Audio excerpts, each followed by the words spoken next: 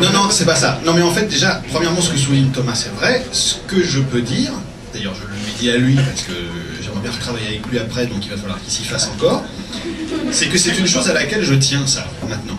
Le fait d'avoir le texte au dernier moment. Alors, par exemple, là, j'écris pour le cinéma, c'est une chose qui ne se passe plus, malheureusement, parce que le script en lui-même devient un outil de négociation et de vente, donc du coup, il passe entre toutes les mains et tous les acteurs l'ont.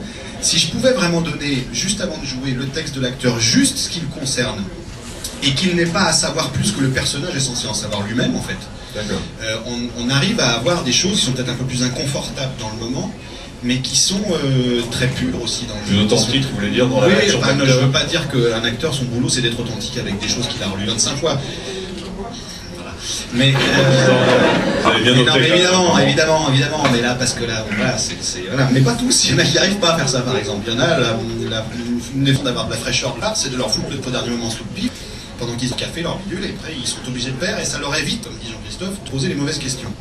Parce que fois, un acteur qui a tout le texte pour lui et qui va en faire sur lui, il n'aura pas forcément des bonnes choses. Il va se mettre sa propre musique en tête déjà, donc après pour lui c'est des plans.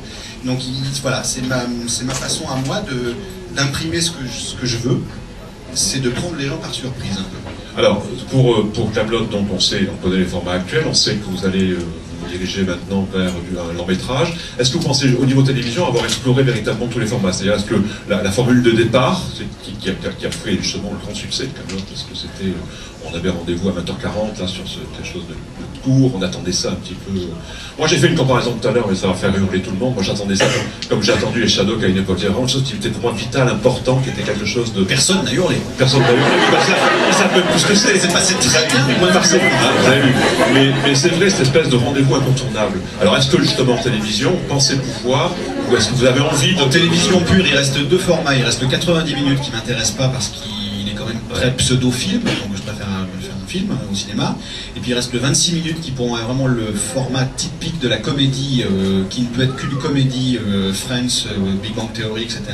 Ça se prêterait pas du tout à ce qui se passe là. Non, moi, le bon format de Kaamelott pour moi c'est celui-là, c'est-à-dire celui de la 5 et la 6, le 40 minutes, celui de West Wing ou de Soprano. Voilà, c'est comme ça que j'aime raconter les choses. D'être dans une tradition, enfin non pas dans une tradition, dans une série plus traditionnelle aujourd'hui à travers ce qu'on connaît. Oui, parce que quand on fouille des personnages, ou Dr House, ou c'est par exemple. Voilà, Dr House, c'est vraiment une série où on va en même temps au fond de sa psychologie à lui, on développe toutes les couches de son personnage, et puis on va aussi sur des choses qui sont beaucoup plus superficielles, beaucoup plus ponctuelles. Et ça, le 40 minutes s'y prête. La série de 40 minutes, je sais pas moi, 24 épisodes, de 40 minutes, ça se prête à faire un vrai voyage dans l'esprit de quelqu'un, et en même temps de raconter des histoires ponctuelles. Le 26, un vrai voyage dans l'esprit de quelqu'un.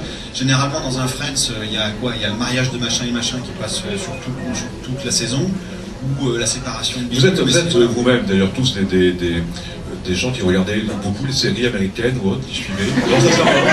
Je peux répondre par oui ou par non, donc ça va, c'est facile. Oui. Bah aussi c'est... non, c'est pas... moyennement, moi. Moyennement, c'est pas... Si, non, mais non. Et c'est quoi, juste rapidement, c'est plutôt des séries... toutes les séries, n'importe de Lost en passant par... Est-ce que je fais une théorie pédante ou je passe à mes... Non, du cours, parce qu'à mon avis, on va poser les questions. On va poser les questions après, c'est vous qui allez poser les questions. Je trouve que le format télé, d'un coup, c'est un... La formule, c'est un moyen narratif extrêmement puissant et beaucoup plus fort qu'un film, parce qu'un film ça vous met dans une structure de 2 heures. Là, une série par exemple, pour prendre Kaamelott, vous avez passé 46, si vous avez tout regardé, vous avez passé 46 heures avec la reine, avec le roi Arthur, à tomber avec lui, à remonter, avec Perceval, avec Caradoc, avec Lancelot, avec Mévanoui. Et c'est vrai que d'un coup, ça a une puissance narrative qui peut être comparable un peu au grand roman russe du 19e siècle de Tolstoï et Dostoïevski. Ou quand Shakespeare il fait Henri IV, et voilà. C'est-à-dire qu'on a une puissance narrative dans les séries télé qui, voilà, par exemple dans Soprano, on a le gamin de Soprano, on a toute son adolescence, on peut raconter beaucoup mieux que dans un film, quoi. Je pense que pour des gens qui ont du talent comme Alexandre Astier, énormément de talent, c'est un outil formidable, quoi. C'est-à-dire que raconter 46 heures de trucs, c'est beaucoup plus fort que 2 heures. D'accord. On peut aller par alors, voilà, Moi, il y a un truc qui me plaît beaucoup dans les séries, c'est que je vieillis avec les acteurs. Et ça, au cinéma, c'est une chose qui n'arrive pas.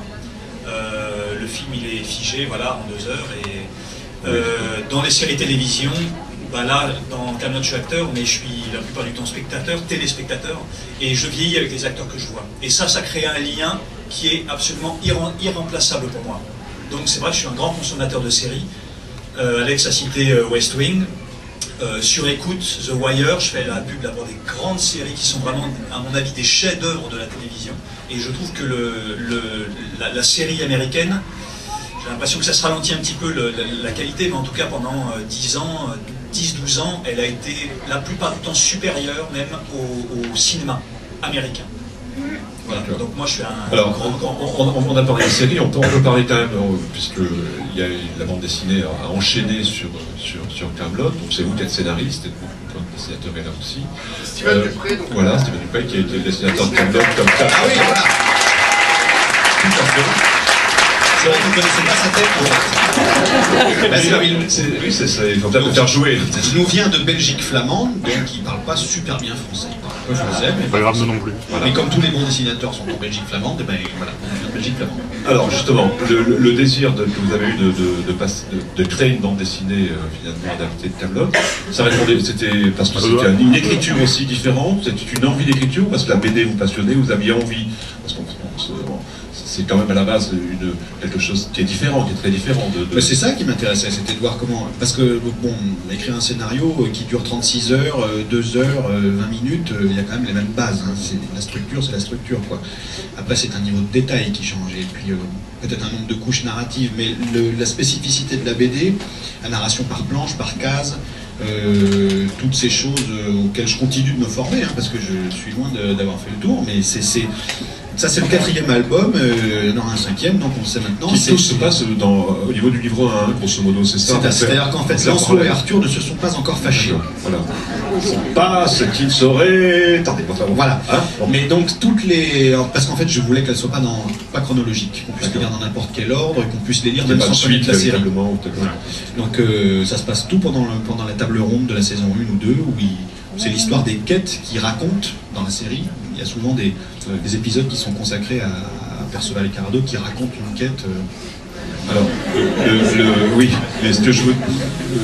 L'adaptation dessinée, justement, a été difficile ou pas, justement, des personnages qui sont... C'est pas évident d'un seul coup d'avoir, devant le succès d'une série comme Camelot, de les transposer sur papier, les transposer en personnages. Il paraît qu'il y en a faire un procès, mais il vous expliquera pour ça tout à l'heure, mais...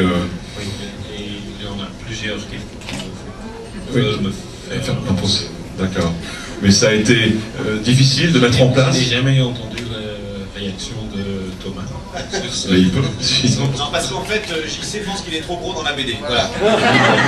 Il me l'a répété à midi, hein. Il m'a bien montré la case dans laquelle effectivement il Je s'est suis en procès avec enveloppé. Steven Dupré pour diffamation. Diffamation. Plus fille qui me parle depuis 4 ans à cause de... Ouais, alors qu'avant, évidemment. Ouais. Regardez. Il faudrait un zoom presque là, mais c'est vrai que... Rien à voir. Tout ce qui est à base de fion, etc. Ouais, c'est pas faux. C'est pas faux. Bien. Alors écoutez, ce que je vous propose maintenant, là, c'est aussi que vous puissiez poser des questions. Hein. Je vais essayer de les gérer, si vous en avez. Est-ce que vous avez... qui voudrait poser la première question Non. Ah, vous êtes intimidé? Vous croyez que moi je ne suis pas intimidé? Attendez. Alors attendez, tu peux amener un micro, voilà. Le sens. Bonjour, alors moi une question qui n'a pas grand chose à voir avec ce qui a été dit jusqu'à présent. Je suis très curieux de connaître les règles du jeu de la balle.